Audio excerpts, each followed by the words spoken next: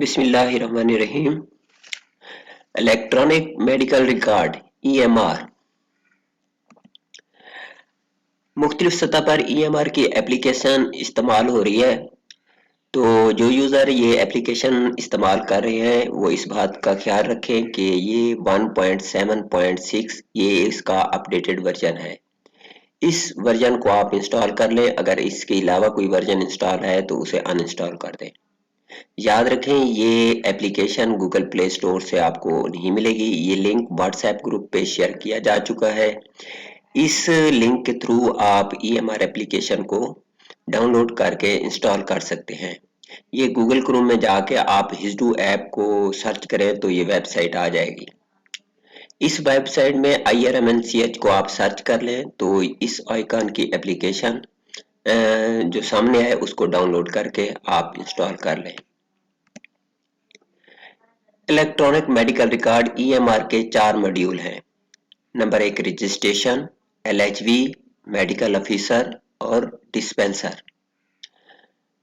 LHV के module पे पहले वीडियो बनाई जा चुकी है। आज हम बात करेंगे रजिस्ट्रेशन, मेडिकल ऑफिसर और डिस्पेंसर मॉड्यूल पे।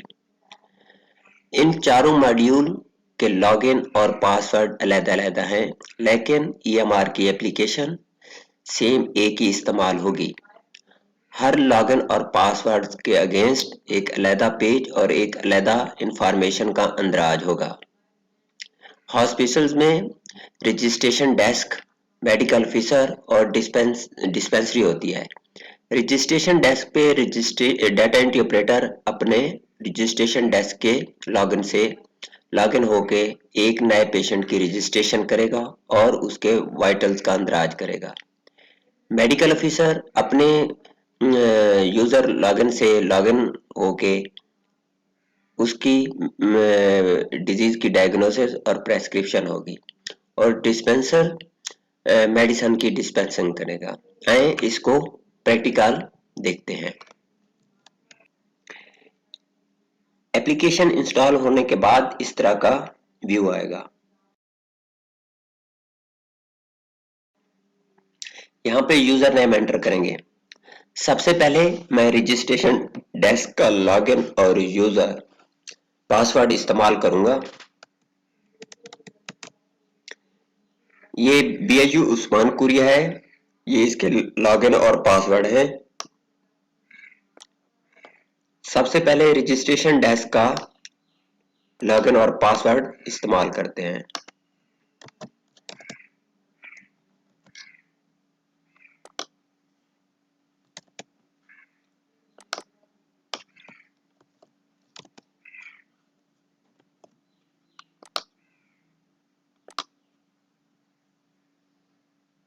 ये देखें जी, ये लॉगिन हो चुका है। ये किससे लॉगिन हुआ है? ये रजिस्ट्रेशन डेस्क का जो यूजर है उससे हमने लॉगिन किया है इसको। इसमें आप देख सकते हैं कि ये यहाँ पे इस एप्लीकेशन का वर्जन भी सामने नजर आ रहा है। इसमें दो चीजें हैं, इलेक्ट्रॉनिक मेडिकल रिकॉर्ड और दूसरा रिपोर्टिंग और मैनेजमेंट। जो रिकॉर्ड हम एंटर करते हैं उसकी रिपोर्टिंग, उसकी प्रिंटिंग इस बटन से होगी, लेकिन हम इस बटन में आते हैं। अच्छा जी, ये इंटरनेट की कनेक्टिविटी स्ट्रांग होनी चाहिए, 4G सिग्नल आ रहे हो। जो भी पेशेंट आता है हम उसके CNC को यहाँ पे सर्च करेंगे। अगर वो किसी और हेल्थ फैसिलिटी से या फिर कहीं से ये रजिस्टर्ड हुआ है तो उसका डाटा यहाँ पे आ जाएगा।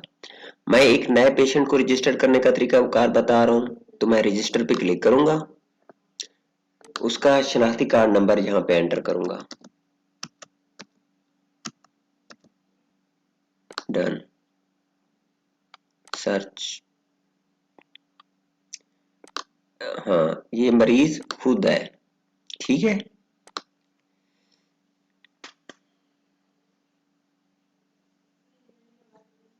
तो ये एक पेज ओपन हुआ है जिसको हम कंप्लीट उसकी पेशेंट की इंफॉर्मेशन है वो हम इंफॉर्मेशन पुट करेंगे।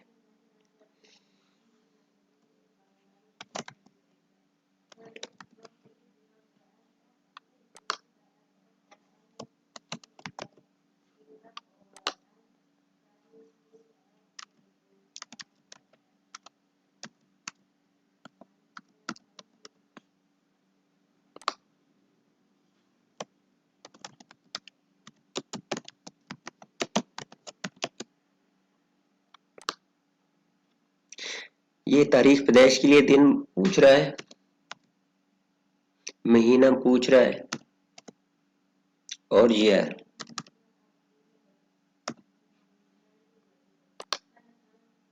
ये देखें, ये कंप्लीट इंफॉर्मेशन आ गई। ये उसका अपना शनाख्ती कार्ड है, ये उसका नाम आ गया, फोन नंबर आ गया, एड्रेस आ गया, तारीख पैदाइश आ गई। अब इधर से हम डिस्ट्रिक्ट इसको सिलेक्ट करते हैं।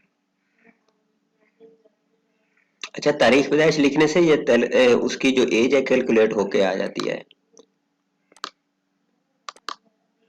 यूनियन कौंसल, क्योंकि हम उस्मान कोरिया में बैठे हैं तो उसका एरिया को छोड़ देंगे। इसकी जेंडर यहाँ पे मेल, मैरिड है तो मैरिड कर देंगे, सिंगल है सिंगल। हाँ, एक और आपको बात समझा दें, अगर ये फीमेल है और शादीशुदा है तो इसके लिए दो चीजें और आ जाएंगी कि ये प्रेग्नेंट है या नहीं है। ठीक है, फीमेल के लिए और मैरिड के लिए। ठीक है, तो ये चूंकि मेल है तो मैं इसको मेल कर देता हूँ। अब ये सारा रिकॉर्ड उसका कंप्लीट हो गया है, ये रजिस्ट्रेशन डेस्क पे। तो ये मैं इसको सबमिट कर दूँ। ये देखें जी, इसका एमआर नंबर क्रिएट हो चुका है। मैं इसको ओके करता हूँ। एक और स्क्रीन शो हो गई है, इसमें उस फहीम खान, उसका शनाख्ती कार्ड नंबर, उसका एमआर नंबर और टोकन नंबर आ गया आज के दिन का। ठीक है, तो इसको क्या हेल्थ प्रॉब्लम है उसके आप हमने वाइटल्स लिखने हैं, जो वहीं पे चेक करके लिखने हैं। तो इसको फीवर है, फर्ज कर लेते हैं। इसका ब्लड प्रेशर यहाँ पे लिखेंगे, सॉरी,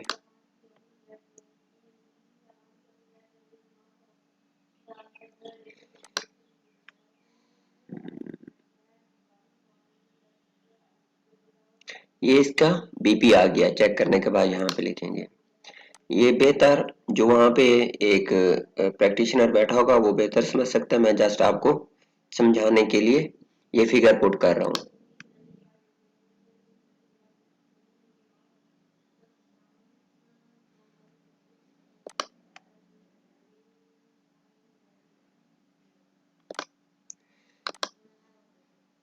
ये सेंटीमीटर में उसकी हाइट है, ये उसका वेट आ गया,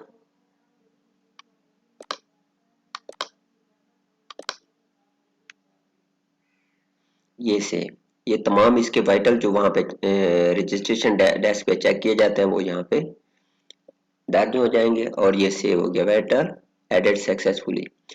अच्छा, ये इन तीनों डेस्क पे, रजिस्ट्रेशन डेस्क, उस पर मेडिकल ऑफिसर के पास और डिस्पेंसर के पास जो भी एंट्री होगी उसके बाद एक रिपोर्ट क्रिएट होकर सामने आ जाएगी। जो ही हम ओके करेंगे तो ये देखें जी, ये रिपोर्ट आ गई इस पेशेंट की। उसका नाम है, शनाख्ती card number, token number, gender और नीचे उसके पेशेंट के वाइटल्स हैं फीवर तक। देख लें, ये हर स्टेज पे अपडेट होके नीचे आती जाएगी। मैं अब ये रजिस्ट्रेशन डेस्क का काम खत्म हो गया। ये पेशेंट नेक्स्ट मेडिकल ऑफिसर के पास जाएगा, क्योंकि मैं आपको सिखा रहा हूं तो मैं अब मेडिकल ऑफिसर का लॉगिन से लॉगिन हो जाता हूं।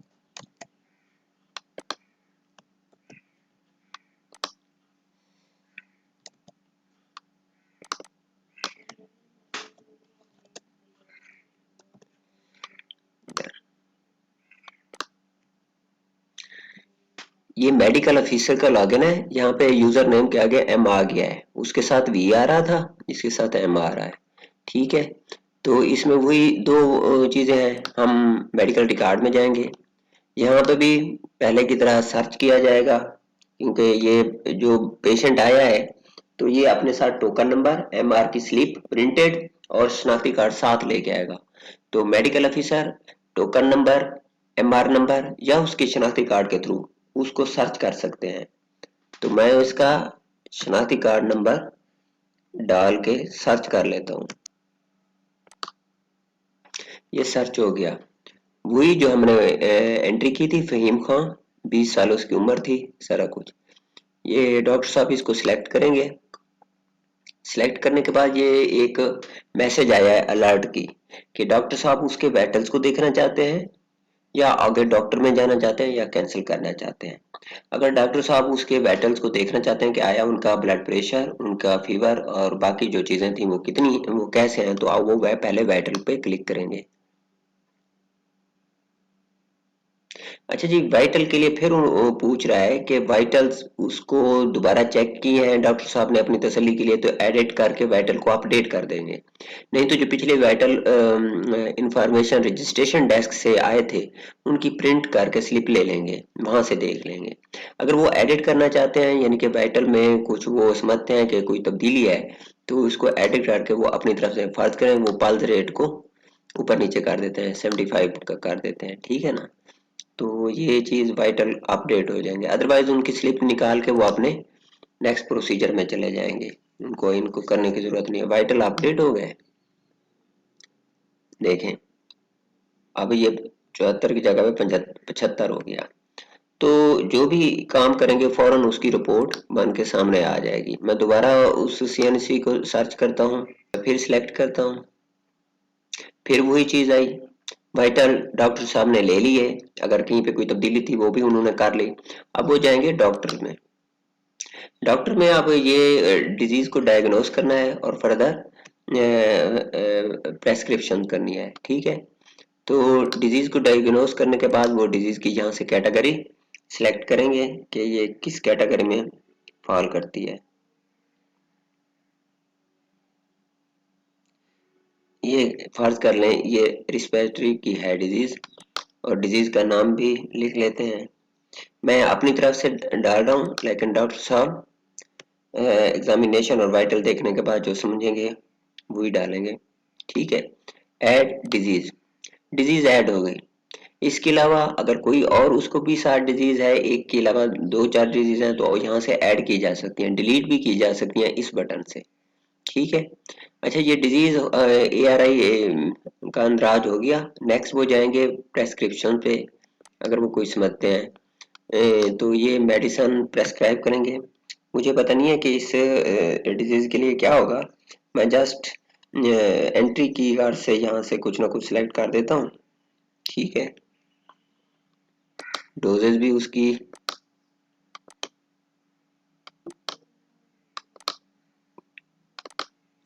ऐड मेडिसिन, ये मेडिसिन भी ऐड हो गई, ठीक है। इसके नीचे है फॉलो अप डेट।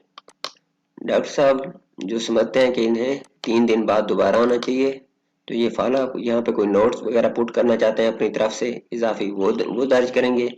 कोई लैब टेस्ट करवाना चाह रहे हैं तो ये इस बटन पे क्लिक करके लैब टेस्ट लिखेंगे।